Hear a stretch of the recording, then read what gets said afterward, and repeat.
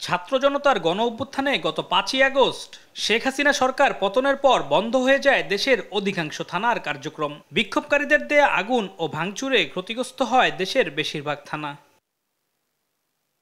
অন্তর্বর্তীকালীন সরকার ক্ষমতা গ্রহণের পর কর্মস্থলে ফিরেছে পুলিশ। ধীরে ধীরে স্বাভাবিক হতে শুরু করেছে থানার কার্যক্রম। এতে সন্তুষ্ট সেবা নিতে আসা সাধারণ মানুষ।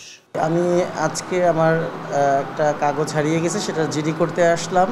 তো আলহামদুলিল্লাহ আমি থানায় এসে আমার সেবাটা পেয়েছি।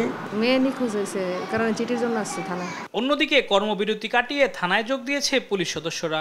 ঢাকার বেশিরভাগ থানার ওসি পরিবর্তন হওয়ায় দায়িত্ব পালন করছে দায়িত্বপ্রাপ্ত অফিসাররা।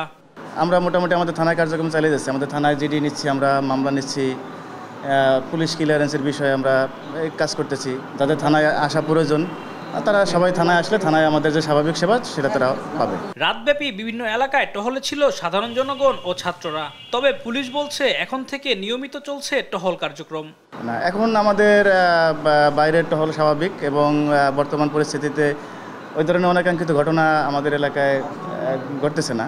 আমরা সেটা মোটামুটি নিয়ন্ত্রণ করতে চেষ্টা করতেছি এবং আমরা মোটামুটি সফল। সেক্ষেত্রে যে কোনো পরিস্থিতি মোকাবেলা ও অপ্রীতিকর ঘটনা এড়াতে সর্বোচ্চ সতর্ক রয়েছে পুলিশ। আলিমুজ্জামান সাফওয়ান, দেশ টিভি, ঢাকা।